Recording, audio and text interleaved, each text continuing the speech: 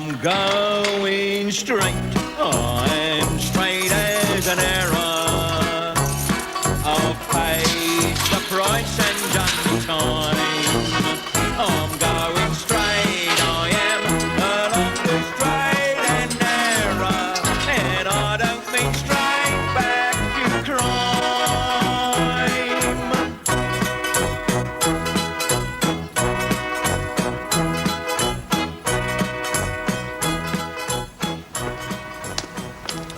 This way, gentlemen, please.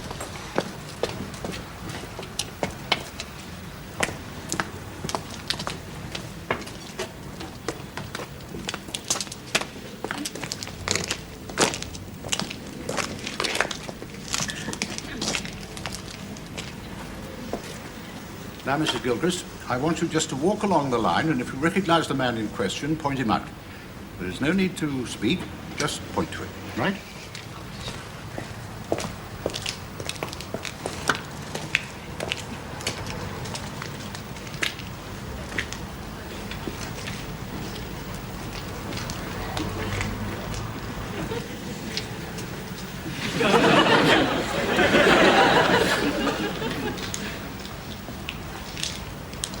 You look relieved. I beg your pardon? I do not. Yes, you do. I heard your knees knocking. Right, please. I'm afraid not. You're sure? Take your time. I'm positive, Inspector. As I told you, he had ginger hair. Curly ginger hair. Might have been a wig. Clutching at straws. He wants an arrest, he don't care who. Quiet, please.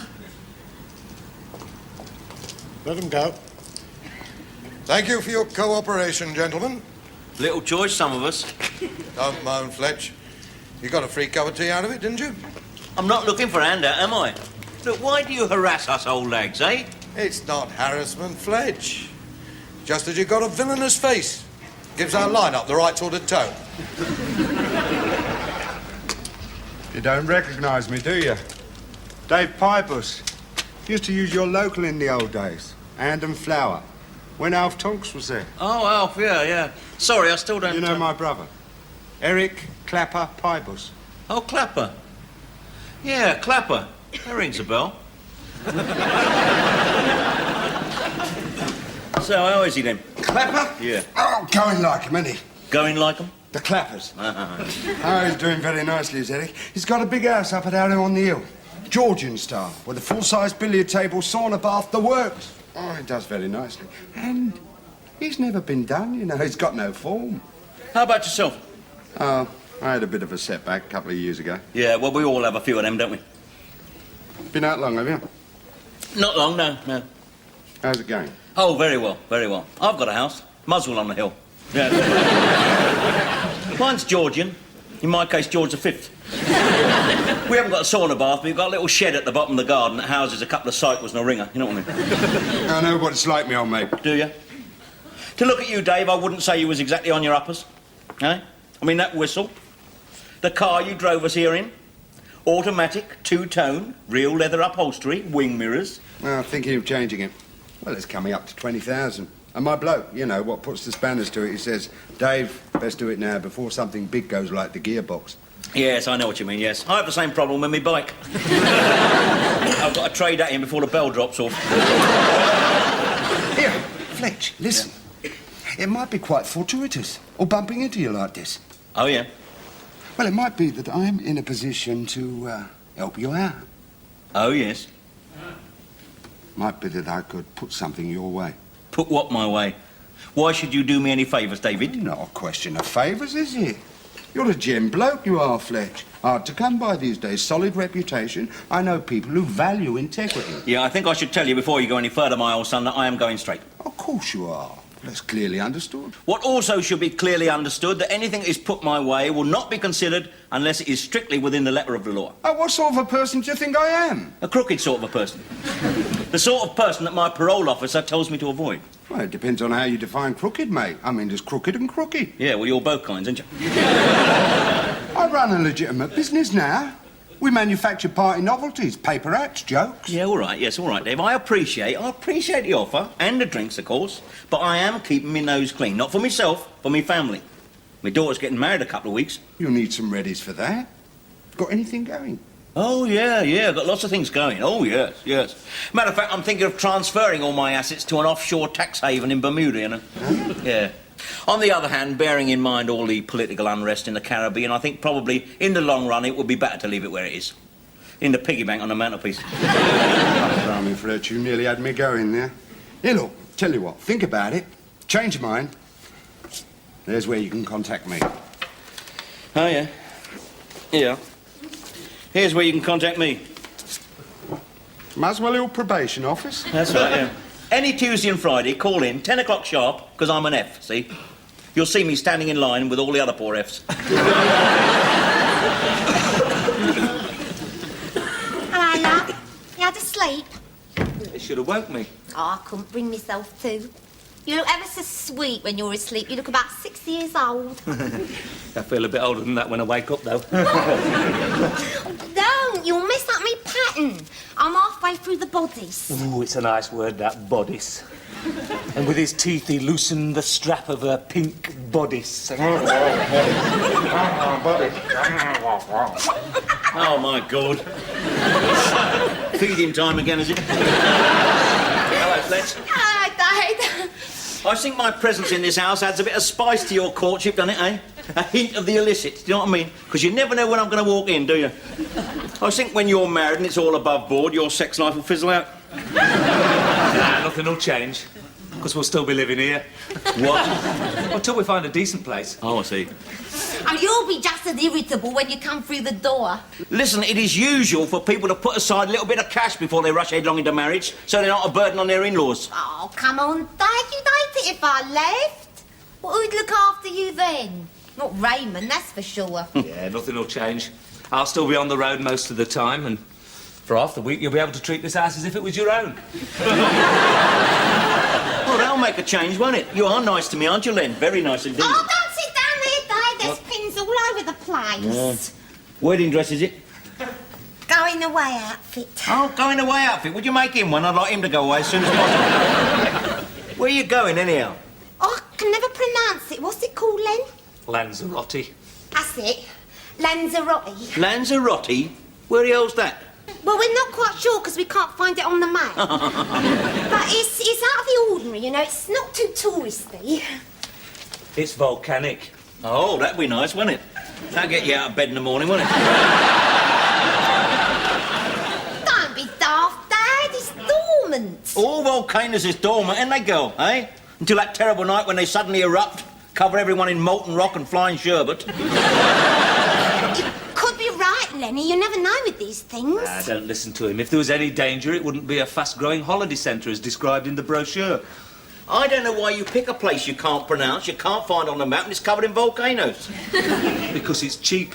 We're getting this special deal from Marion's boyfriend.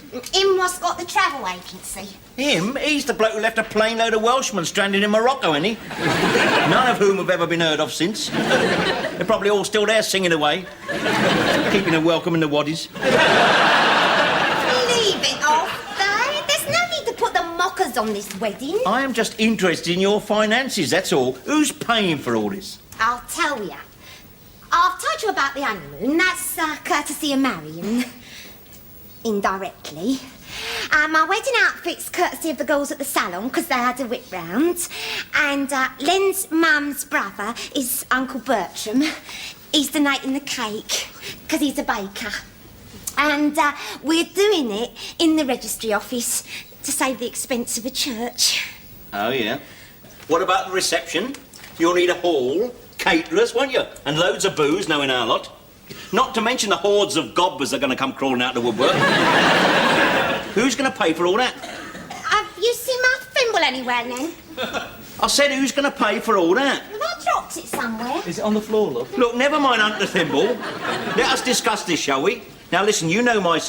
Would you mind pointing the other end at me when I'm talking to you, please? You know my situation, but you are my daughter, which makes me the father of the bride. And as such, I intend to do my best. Much as Spencer Tracy did in the film with the same name. Now then, you know I can't run to the Dorchester, but I've had a word with old Ernie Lax, him who keeps the lamb and flag. He says we can have their back room.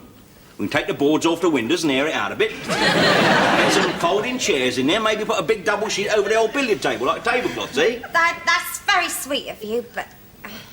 Well, we can't have it here, girl. Come on, there's no room here, is there? I know.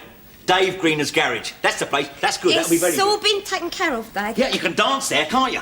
If you change your mind, honey, I'm still free. I said it's all been taken care of. I'll see if your thimble's in the kitchen, Ingrid. You stay here, you. Taken care of, Al? Well, you know the old manor house up near Stanmore? Yeah. Well, it's going to be there in the Gilbert and Sullivan room. Can't afford that. It's booked and paid for. Who buying? Well, Mum was over Tuesday, see? You know, discussing this and that, and... Oh, she was sorry to miss you, but I think you was down the probation office. Yes. Anyway, she suddenly told me that this was a present from her and, Reg. What? You're not taking anything from Reg Jessup. He is not family. He is merely the bloke who shacked up with your mother. Well, that makes him a sort of... You shut up. It don't make him nothing. Apart from exhausted. I've known Reg for years, Dad. He's almost like an uncle. Besides, it's Mum's present. It's just that it's him who's got the... Go on. Say it. Money. You think of nobody but yourselves, you two. Well, it is our wedding. It's just that we know your circumstances. Yeah, we know at this point in time you haven't got the wherewithal. But believe me, Fletch, if you had anything at all, Ingrid and me would only be too pleased to take it. Well, that's nice, isn't it?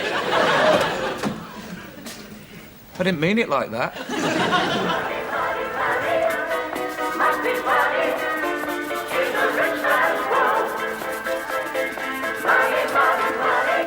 Shut up. Money. Fletch? Oh, hello, Dave. Thanks for coming over. I'm sorry I'm late. I only got your message an hour ago. The wife rang me. I was at the White City. Oh, yeah. Who was it I spoke to on the phone then? That would have been the wife. Oh, really? She's got a deep voice, hasn't she? Sound like a fella to me. A fella? Yeah. Round my house? Yeah. Answering my telephone? Yeah. Oh, probably her brother. Yeah. West Country accent. More your West Indian. But... round my house? Yeah. Oh, dear. I've obviously opened up a complete new can of peas here, haven't I? Or in your case, mangoes. Now, there is obviously a perfectly simple explanation why there should be a big West Indian round your wife at 9 o'clock this evening. But what? Well, I don't know. I don't know your wife, do I? I didn't know you had a wife until I rang up and spoke to her lover. Spoke to the bloke who was doing what he was doing around there. I'll sort that out later. Yeah, I think you better, Dave. Sooner the better and all. Well, obviously, that's not why I asked you around here. No, of course it isn't. I suppose you can guess why I did ask you around, can you? Well, I put two and two together. Yeah. Much as that West Indian was doing with your wife, I think. Oi! Just a joke. So, what are the details of this assignment, then? It's all right to talk here, is it? Yeah, safe as houses here. Now, this is what you do, is it? Night porter? Pro tem, yes. I can see why you had second thoughts. You can't be making much at this. I haven't said I'm having second thoughts, Dave. I want to hear more details first. What is my function in this caper? Just peripheral. Is that the word? Well, it is a word, certainly, yes. What does it mean? What I mean is on the fringe. Look out, like. Listen, I'm having no truck with violence. Is that understood? I never have, and I never will. So if you're going in armed or about to break heads, count me out, right? You make a lot of demands, you do, for a night porter. I've told you I'm not that desperate. I just need a few readies for the, you know. Oh, put your mind at rest, my son. There'll be none of that. These lads, I tell you, they're a 24-carat bunch. It's a big bunch of carrots, isn't it? They're not desperate either. This has been planned, meticulous. It's the ace job. Every job I've ever done is the ace job. Well, this is. And for doing next to naff all, there's 500 quid in it for you. 500 quid?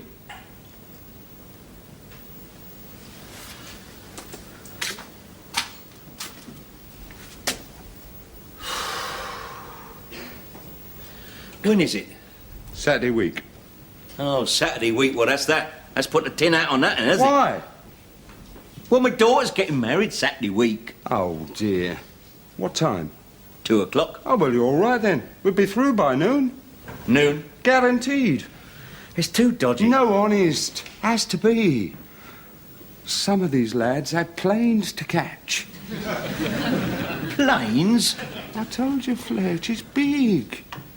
I'm not talking about you and me, but for the top echelon, like these lads is all for way to sunnier climes. They're going to be tax exiles, like Rod Stewart and the Rolling Stones. Funny they made their money out of daylight robbery and all, didn't they? All right.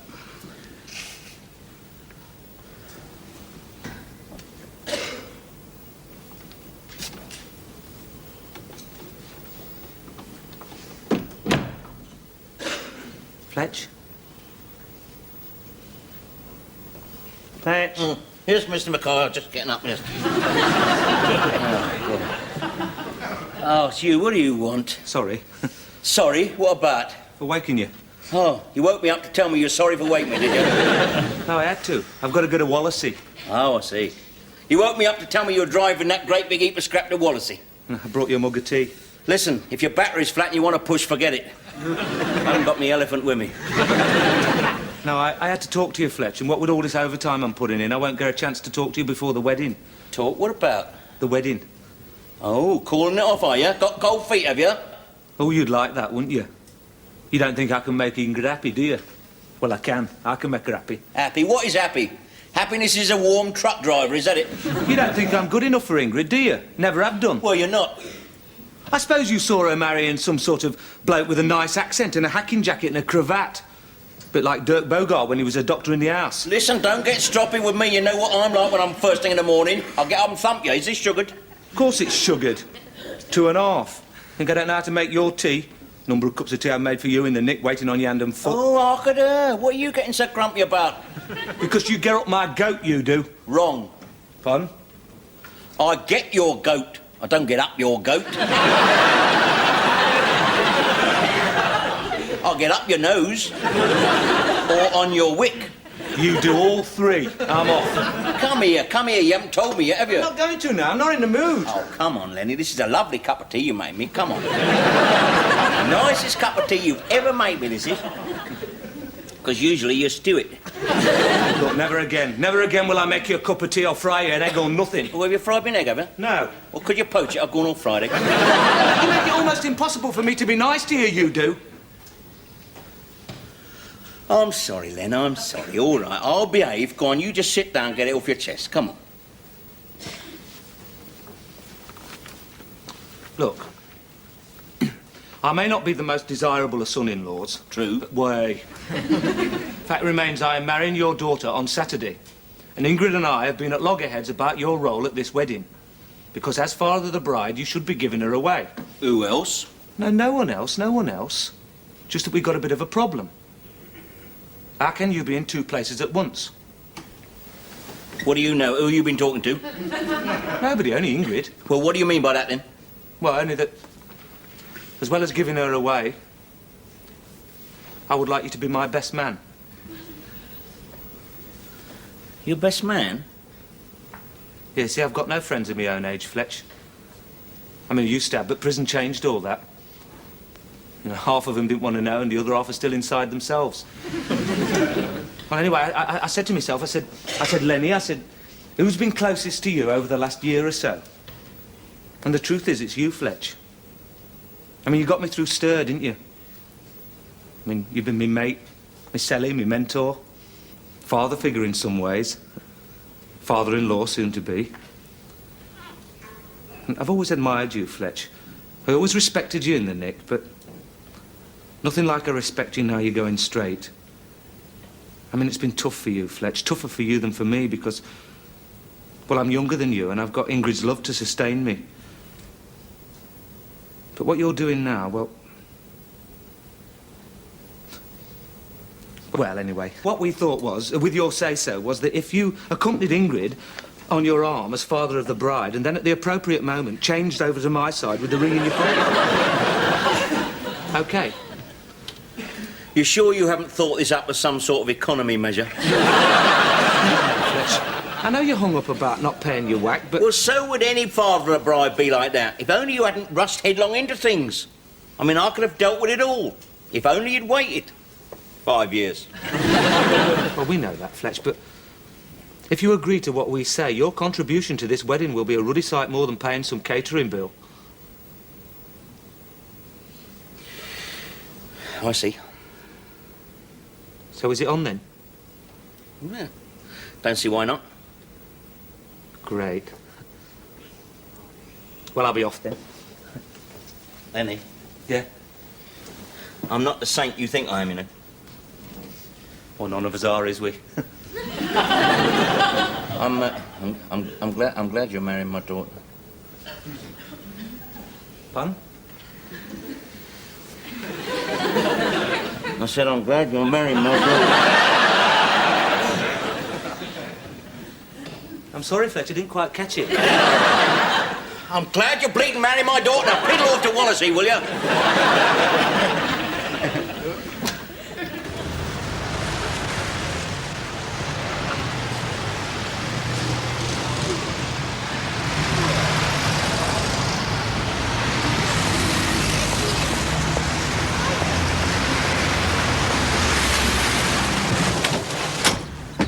How's it going then, Fletcher? You tell me, Dave. I'm supposed to finish at 12 o'clock. It's 1:45 now. It took him a bit longer to get through than they reckoned. Through from where? The shop next door. Apparently they had a problem with the alarm circuit and all. I've had to feed a meter twice. What do you want to do? Put in for expenses? No, I'm just saying, that's all. Wouldn't do to get towed away at this point, would it? Casablanca to Alpha Tango. Over. Alpha Tango, over. Alpha Tango, this is Casablanca. We would estimate revised point of departure to be 1400 hours. 1400 hours? What's that in English? 2 o'clock, isn't it? Relay this message to transport, please. Over. Message received and understood, over and out. I thought you said they got planes to catch. There's no point in getting on the plane without the Spondulix, is there? Meticulous. Well, go on then. Ring transport. All right.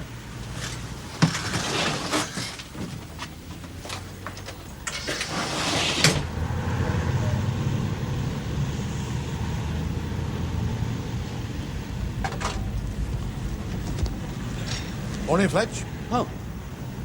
Hello, Sarge. You're looking very spruce. Yeah, I'm going to my daughter's wedding this morning, see? Nice day for it. Yeah. Where's she getting married? Muswell Hill, registry office, like.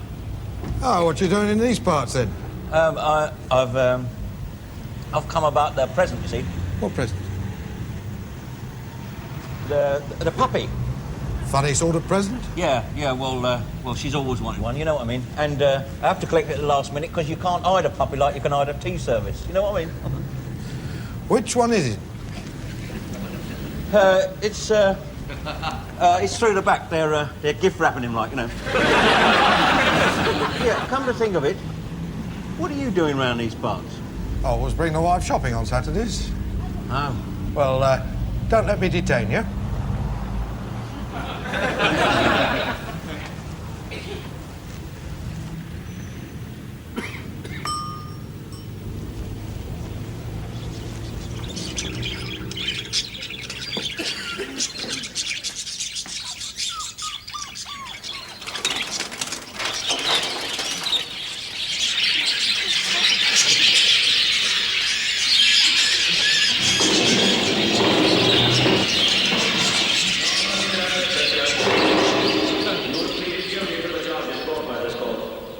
And it is now my duty to pass sentence.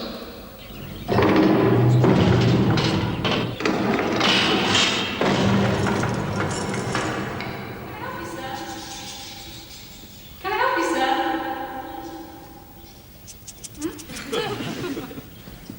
Can I help you, sir? No. Only I can do that. Count me out, Dave, right? You what? I'm off. You can't do that. I'm doing it. Look, I'm not letting anybody down. The job's nearly over. I've been fairly superfluous anyhow. You quit now, you don't get paid. I don't care. I don't want to get paid. You can have my share. I don't want a penny of it. I'm off to my eldest wedding.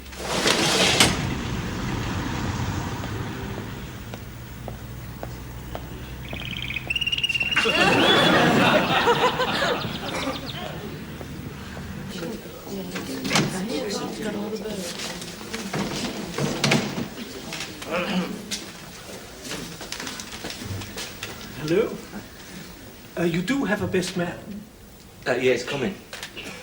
And who's giving you away, Miss Fletcher? He's coming too. They're coming together. Oh, here they are now.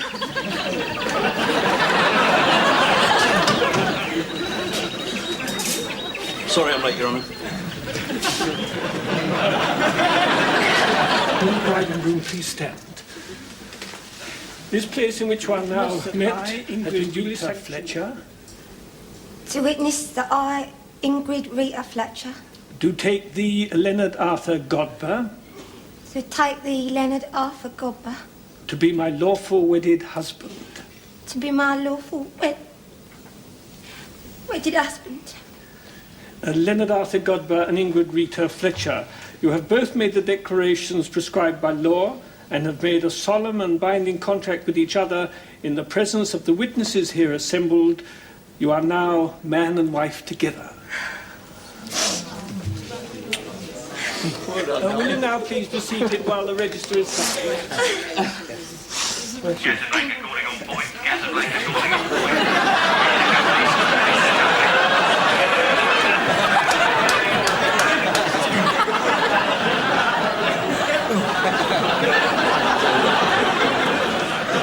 So the magistrate said, well, you only fined me 5 shillings. He said, I know there's too much of this cycling without lights. It's the second case we've had this morning.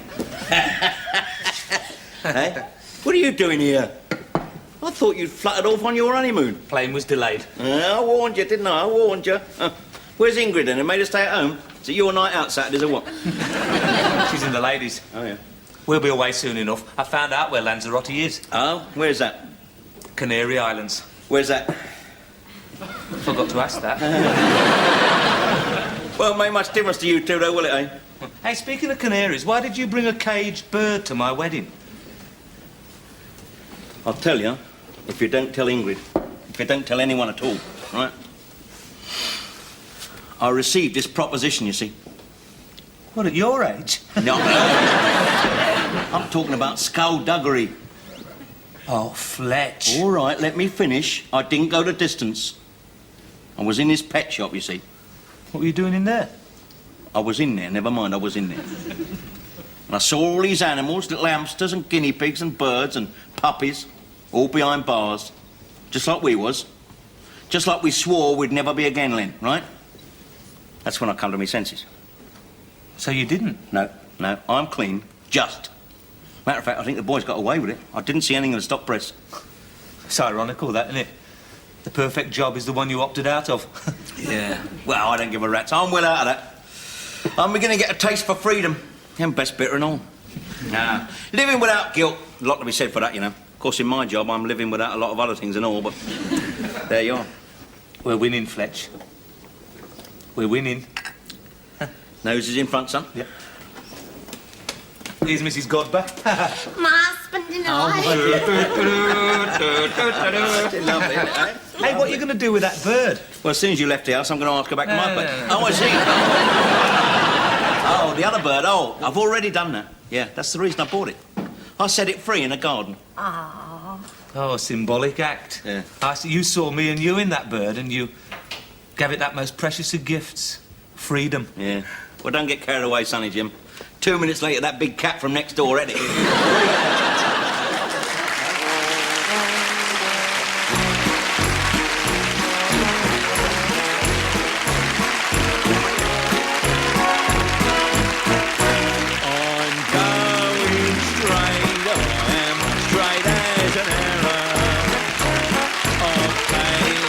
Price